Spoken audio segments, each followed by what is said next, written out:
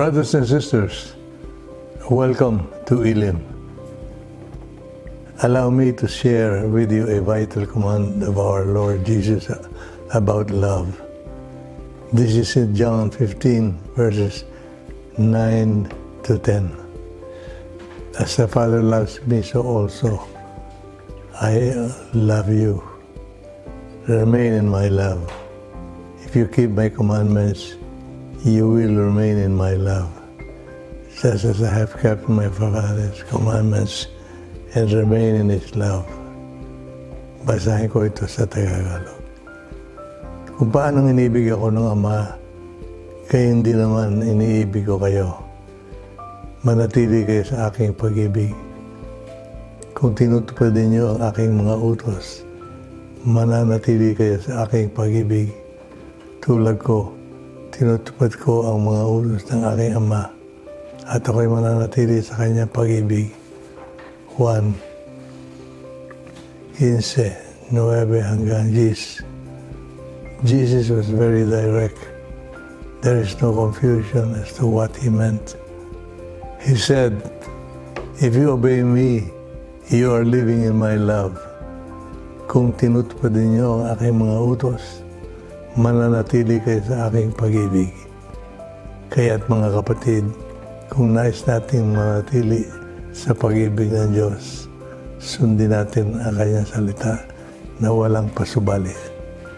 But of course, we must first read His Word. I hope that you are reading your Bibles every day as we learn about the Lord's commands. Then we can thereafter obey Him. In Jesus' name, Amen. A blessed evening to everyone. Welcome to our online Elim gathering.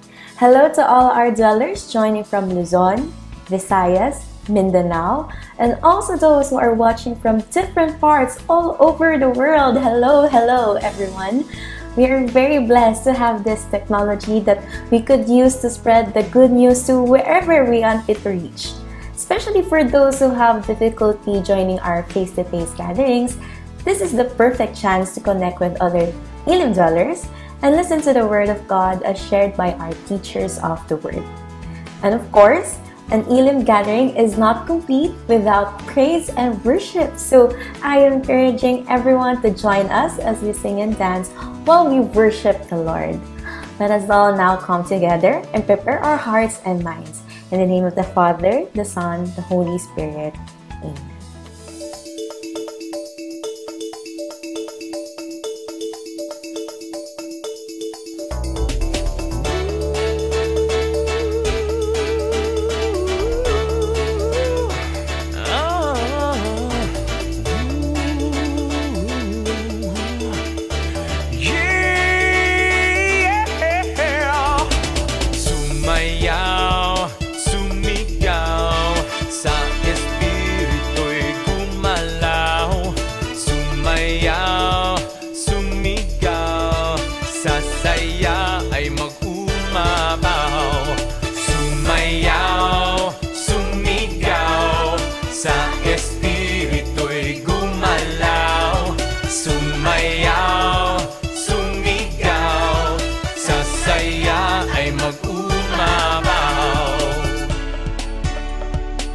Bagong awit at himig, buong mundo'y isang tinig.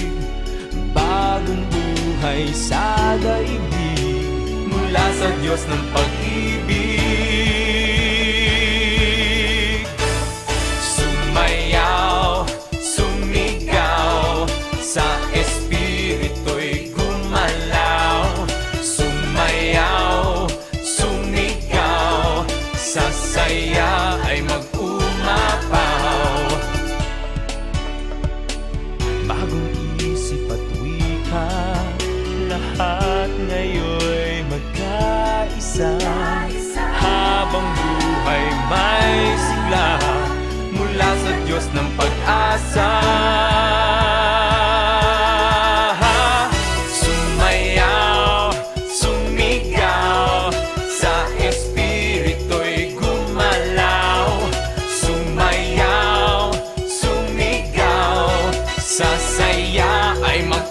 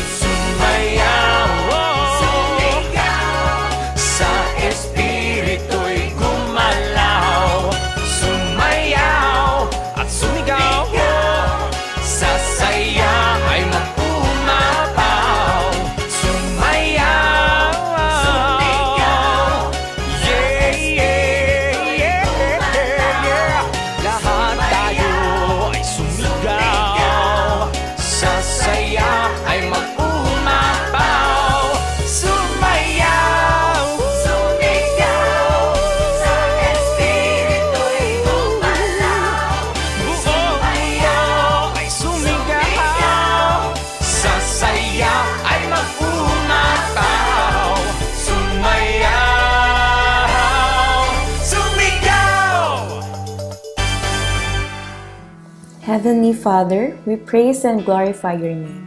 You are the Lord of Lords, King of Kings, the God Almighty, the King of Majesty, our Prince of Peace, our Defender, all-knowing and always present Father.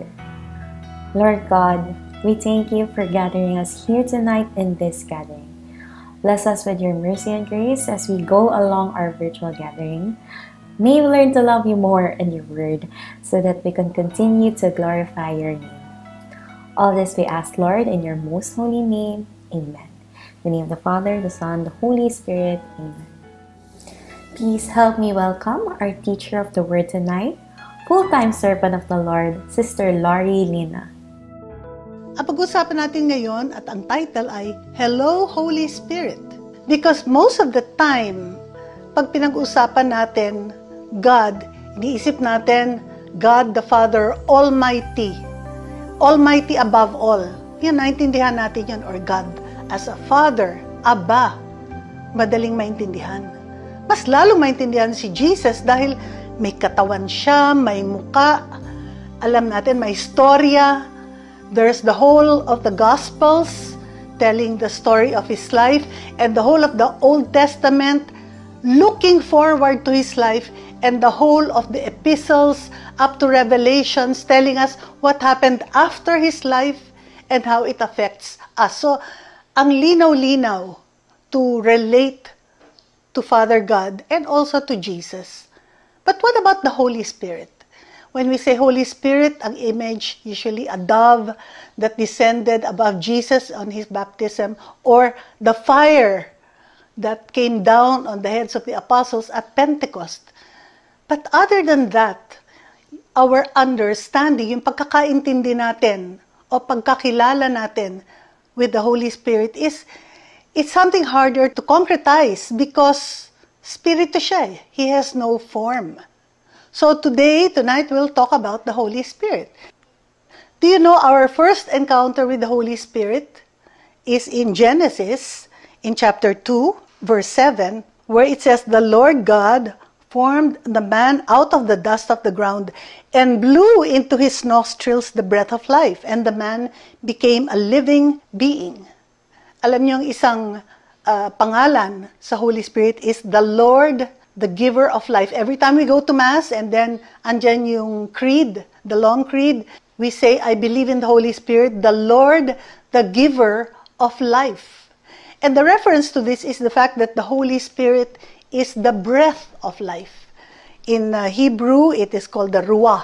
Siya ang nagbibigay ng buhay kung tatanungin natin sa Pilipino. So, think about it. When is our first encounter with the Holy Spirit? When we were conceived at the moment of our conception bilang mga tao, nung kini-create tayo in our mother's womb, andun na, the breath of life, which is the Holy Spirit, inihip into our human cell at tayo'y naging tao.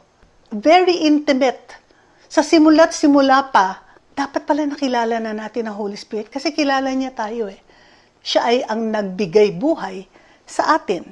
Think about it. When we pray for somebody with COVID, for somebody who has this disease, do we pray that the Holy Spirit please restore the breath of life to this person? O kung tayo may sakit, at tayo nawawala ng hininga, o tayo may asthma, at tayo mahina ang paging Holy Spirit, let your breath of life come upon me. Ganun pala kalapit ang dapat nating relationship with the Holy Spirit because He is the breath of life, the Lord, the giver of life. And not only is the Holy Spirit the giver of our physical life, kaya tayo nagkabuhay, He is also the giver of our life in the Spirit. So John chapter 3 verses 5 to 8, Jesus answered, Amen, amen, I say to you, no one can enter the kingdom of God without being born of water and Spirit. He says further, do not be amazed that I told you, you must be born from above, or in other versions, that you must be born again. The wind blows where it wills, and you can hear the sound it makes, but you do not know where it comes from or where it goes. So it is with everyone who is born of the Spirit. So the Holy Spirit is involved with us in our physical life and in our being born again into a new into a spiritual life. Again, the imagery of air and breath is there, and this is how close and how intimate the Holy Spirit is with us. He's the very air that we breathe. And then a more powerful imagery of the Holy Spirit comes upon us at Pentecost in Acts chapter 2, verses 2 to 4. And suddenly there came from the sky a noise like a strong driving wind. And it filled the entire house in which they were, and there appeared to them tongues as of fire, which parted and came to rest on each one of them. And they were filled with the Holy Spirit and began to speak in different tongues as the Spirit enabled them to proclaim. So again, we see the power of the Holy Spirit, not just as a sweet, life-giving breath, but a driving wind, because it's giving life not just to one person, but to the entire body of Christ, to everyone who accepts, to the whole world. He is a strong driving wind. Wonderful. We sense the power of the Holy Spirit. We cannot see Him, but we know He's there. We also know the Holy Spirit as advocate or paraclete, which literally means one called to one's side. Isang lagi nating kasama. Andito lang siya sa tabi natin, literally. In John 14, verses 15 to 16, if you love me, you will keep my commandments, and I will ask the Father, and He will give you another advocate to be with you always. The promise of Jesus. He says, I will send you the Holy Spirit. And it happened at Pentecost. And in fact, nandito siya. Kasama natin siya ngayon. And when you think of the Holy Spirit as somebody who's always with us, here beside us, we have a sense of God with us, no longer Jesus in physical form, but the Spirit of Jesus always with us, always comforting us, always listening to our needs, always guiding us. And I keep emphasizing always because while He is here all the time, because we're not conscious that He's here with us, then we fail to relate to Him. We fail to call on Him. We fail to relate to Him as we ought, because He's the one with us. Again, in Psalm 33, verses 18 to 20, and it says, Behold, the eye of the Lord is upon those who fear Him, upon those who count on His mercy, to deliver their souls from death, to keep them alive through famine. Our soul waits for the Lord. He is our help and shield. And elsewhere, in 2 Chronicles chapter 16, verse 9, it says, The eyes of the Lord roam over the whole earth, to encourage those who are devoted to Him wholeheartedly. What does it mean when the Holy Spirit is our advocate, our paraclete, our companion, our comforter, the one who is always beside us, the one who we can call on even when we are alone? It means that whatever is our need to deliver us from death, maybe we are in danger, we can call on the Holy Spirit. We speak in tongues and we pray. We call on the Holy Spirit to protect us if we're in danger or in distress. If we're in a time of hunger, we call on the Holy Spirit to provide for us. And here it is. He says He will keep us alive through famine. If we need a shield and a help, it is the Holy Spirit whom we call on.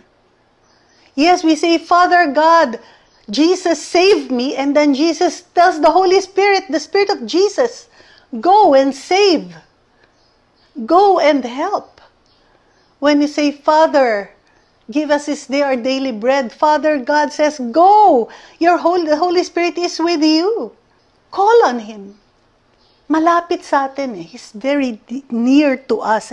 And He is the one who is our advocate, our comforter, our help, our shield. Whatever it is we need in our time of need, our comforter. Do you have this experience when you're alone and you just need somebody to hug you, somebody to embrace you? Do you know it is the Holy Spirit who can give you that experience, that embrace, that comfort, that sense of, I'm here, I'm here. Don't worry, have no anxiety, be at peace. And it is the Holy Spirit that restores us to that peace. Another way in which we should understand the Holy Spirit's presence is the fact that the Holy Spirit, being an advocate, is also our intercessor. He is the one called to our side to plead our case like a lawyer. You know, in Romans 8, in verse 23, it says, "We ourselves who have the first fruits of the Spirit, we groan within ourselves as we wait for adoption, the redemption of our bodies." You know, sometimes we have this sense of longing for the things of God, longing for the Lord, longing for the things of heaven. You know that this deep longing, which is like a groaning of our body, this is the reminder given us by the Holy Spirit, reminding us that we don't belong here, that we can look forward to the things of, and we can prepare for the things of heaven. And this is the work of the Holy Spirit with us, that we have this within us, a longing for the Lord, a longing for heaven. In the same way, the Spirit too comes to the aid of our weakness, for we do not know how to pray as we ought. And it's true. We pray sometimes with our mouth and with our head. We pray with what we want. We pray in the plan that we want to accomplish. We pray so that we will receive what we believe we ought to receive. But it's different when we are working it out with the Holy Spirit. It says here, "We do not know how to pray as we ought, but the Spirit itself intercedes with inexpressible groanings." I've always believed this refers to our gift of tongues. The fact that we can pray in tongues, and therefore, in doing so, we are praying in full cooperation with the Holy Spirit, who knows what it is we ought to pray for. Further, it says, "The one who searches hearts knows what is the intention of the Spirit, because it intercedes for the holy ones according to God's will." It is so important for us to know the power of praying in tongues, that in this way we bypass our own mind and our own desires, but we completely yield to the Holy Spirit to allow us to pray in full cooperation with God's will. The Holy Spirit in us, as we pray in tongues, we cooperate.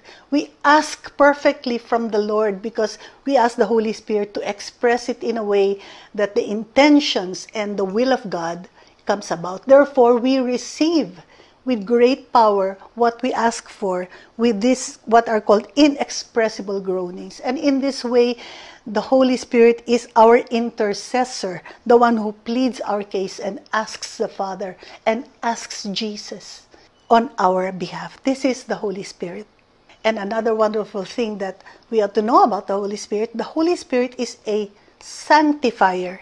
He is the presence in us, the grace in us that leads us closer to Jesus and closer to the Father, and longing for the things of heaven. And it really, the presence of the Holy Spirit prepares us for heaven, because we have a desire for holiness. Titus 3, from 5 to 7, it says, "He saved us through the bath of rebirth and renewal by the Holy Spirit, whom He richly poured out on us through Jesus Christ our Savior, so that we might be justified by His grace and become heirs in the hope of eternal life." The Holy Spirit is there renewing our mind, cleansing our being, our body, and our soul.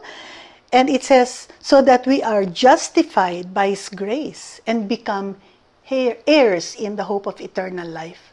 So, sanctifier, the Holy Spirit, He's the one who gives us the desire to be holy, to only think holy things, only speak in a holy and pure and clean way, to act in a holy and clean way, to dress, to have our outer garments conform to the holiness that is of God. He is the one that will grant us the courage to allow ourselves to be transformed, so that the beauty that God had intended for us shines through.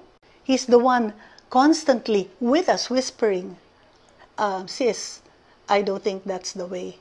This is the way." Or, "Oh bro, wag ka na manood niyan. Hindi yan, it won't bring you to holiness." So the nudge that we get, and we know it is from the Holy Spirit is the one that keeps us going in the path of holiness. Also in 2 Corinthians 1 in verse 21, it says, "The one who gives us security with you in Christ and who anointed us is God.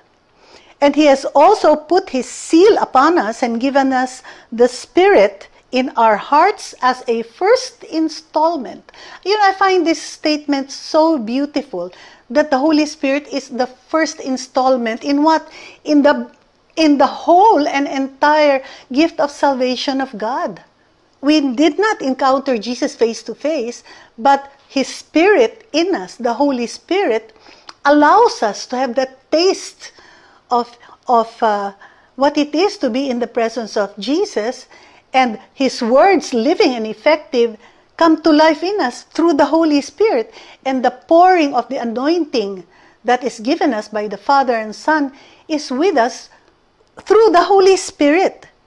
And so, in this way, we are opened up as a first installment to the things of God. And if we fully cooperate with the Holy Spirit, my goodness, we are really preparing ourselves to go there. What's the second installment? I believe it's the time when we meet Jesus in the air and we see Him face to face and we're always with Him. And what's the third installment? It's when we are not just with the Holy Spirit and Jesus, but we're in heaven in worship with God the Father in all His splendor. And we fully realize the entirety of God. One of the things I really love about having the Holy Spirit in my life is having the joy of worship. 2 Corinthians chapter 3 in verse 16, it says, "Whenever a person turns to the Lord, the veil is removed." What is this veil? This is the veil of unbelief, the veil of ignorance, that we do not know God. But once we have received our baptism in the Holy Spirit, our eyes are open to the things of God because the Holy Spirit is with us. And it says the veil is removed. Now the Lord is the Spirit, and where the Spirit of the Lord is, there is the freedom to worship, the freedom to see the Lord face to face, the freedom to speak with Him. All of us gazing with unveiled face on the glory of the Lord are being transformed into the same image from glory to glory as from the Lord who is the Spirit. The richness of worship is that even while we are here, we can truly experience coming into the presence of the Lord face to face, touching Him, enjoying the sound that even the angels are making. Brothers and sisters, the Holy Spirit is so powerful and He can grant us a foretaste of heaven even while we are here, if we only are so open and intimate with Him. In 2 Peter chapter 1 verse 21, it says, "No prophecy ever came through human will, but rather human beings moved by the Holy Spirit spoke under the influence of God." So from Moses and the 5 books to John and the book of Revelations, the entirety composed of the work of the Holy Spirit, so that the entirety of the plan of God, the work of salvation, how He's going to do it, and our part in it becomes very clear to us. Of course, it's not yet clear, and it doesn't become clear until we fully cooperate with the Holy Spirit. Alam natin yan, because we can read the Bible and not get anything. Unless when we read it, we understand the Holy Spirit is speaking with us. The Holy Spirit is teaching us. And the Holy Spirit is saying, ito, tingnan mo ito. And this is the experience of the Holy Spirit when you're reading the Bible, and all of a sudden, parang the words leap out at you. And you know the Holy Spirit is speaking to you. And you know, even if you don't immediately understand what He's trying to say, you can say, "Holy Spirit, I'll keep these words in my mind. Please tell me, what do they mean? And what do they mean for me in my life? Or what do they mean for me in the work that I do in missions?" And the Holy Spirit is more than willing to go and speak with us about it and reveal the wisdom to us. Finally, and this is something that probably is most relevant in Pentecost, The Holy Spirit is an empowerer. He is power himself because he is God, but he empowers us. From the promise in Acts 1 verse 8, you will receive power when the Holy Spirit comes upon you, and you will be my witnesses in Jerusalem, throughout Judea and Samaria, and to the ends of the earth. A promise of empowerment, which is fulfilled obviously during Pentecost, when we received not just a manifestation of the Holy Spirit. I don't know if we are going around with tongues of fire over our head, but certainly a manifestation in terms of speaking in tongues, and the manifestation of the gifts in terms of a love for holiness, bearing fruit in the gifts of the Holy Spirit. And all of these things are manifestations of the power of the Holy Spirit in us.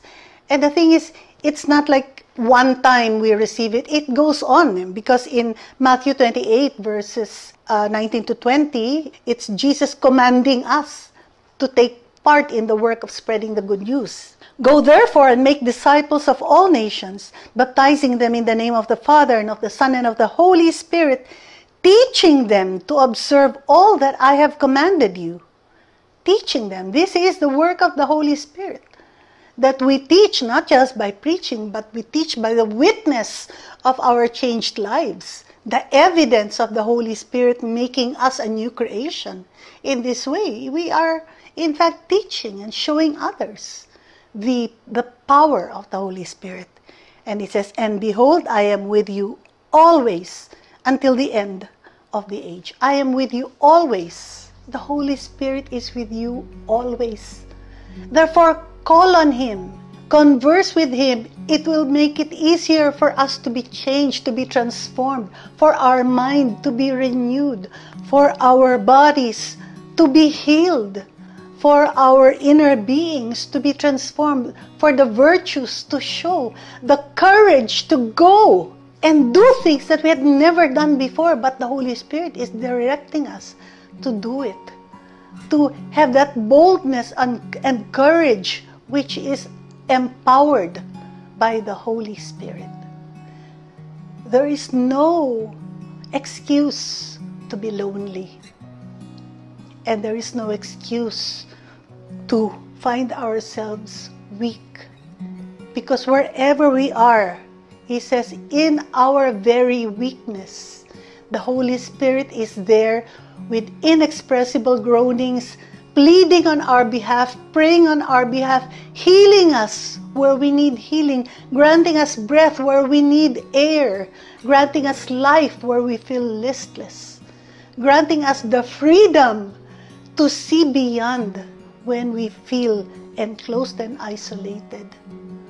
We are in a time of great power, and as Pentecost draws near, brothers and sisters, kilalanin natin ang Holy Spirit.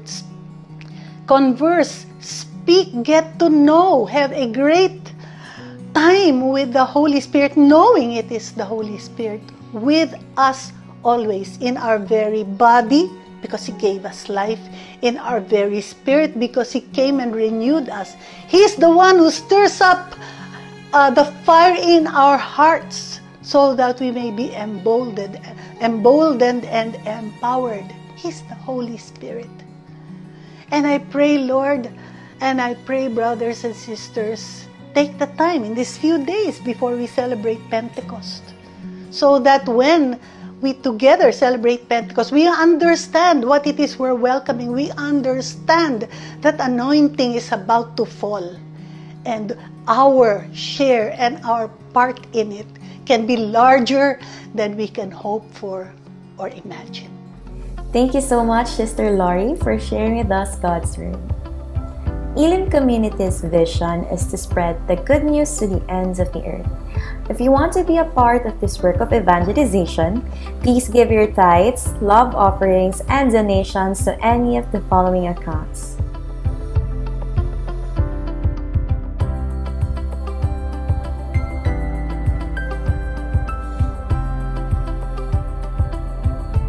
We pray for all those who gave their tithes and love offerings. May the Lord bless you 100-fold for your generosity. In Jesus' name, Amen. Prayer to Our Lady of Elim. O dear Mary, Lady of Elim, sweet and pure, pray that your Son Jesus will, to innocence and holiness restore, the hearts and minds of long-lost souls. Pray that the seed of glad tidings sown in our hearts will stir us to great hope, faith, and love. Pray for the vision and intentions of community and of the Church, that with the Lord's watchful care and generous provisions, they shall all be. Pray that the polluted world and all institutions will, from a powerful outpouring of the latter rain, experience the blessings of fresh living water, a renewal of the Spirit, and healing of our land and of all nations. Hail Mary, full of grace, the Lord is with you. Blessed are you among women, and blessed is the fruit of your womb, Jesus. Holy Mary, Mother of God, pray for us sinners, now and at the hour of our death. Amen. Hail Mary, full of grace, the Lord is with you. Blessed are you among women, and blessed is the fruit of your womb, Jesus. Holy Mary, Mother of God, pray for us sinners, now and at the hour of our death. Amen. Hail Mary, full of grace, the Lord is with you. Blessed are you among women, and blessed is the fruit of your womb, Jesus.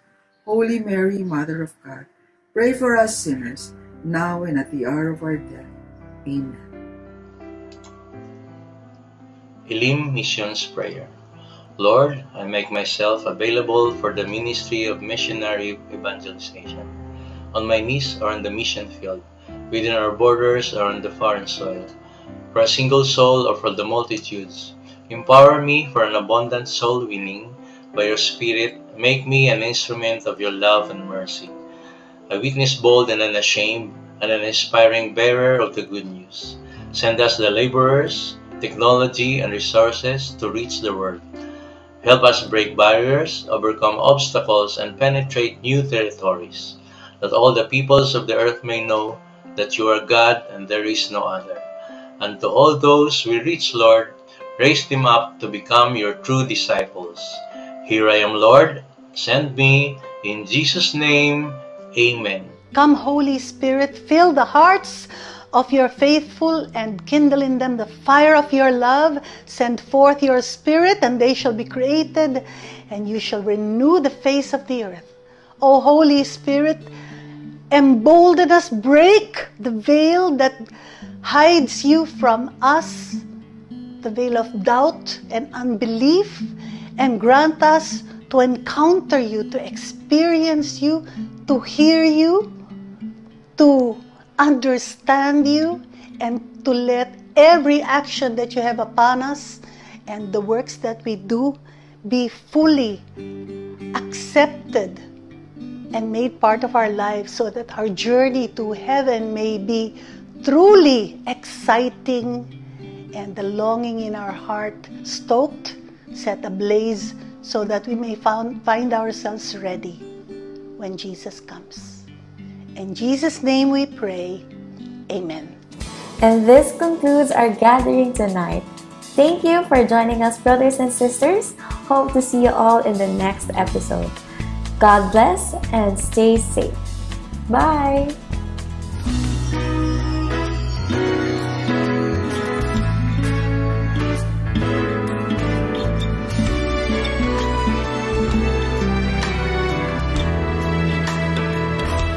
Sometime back each of us led a solitary life instead, thinking only of ourselves, till one day he had to show the way. Now the past doesn't really matter, for we all have found a home, with one mind and one heart, where Jesus is our Lord. With joy and laughter, we have found each other. Here at Elim, we have love.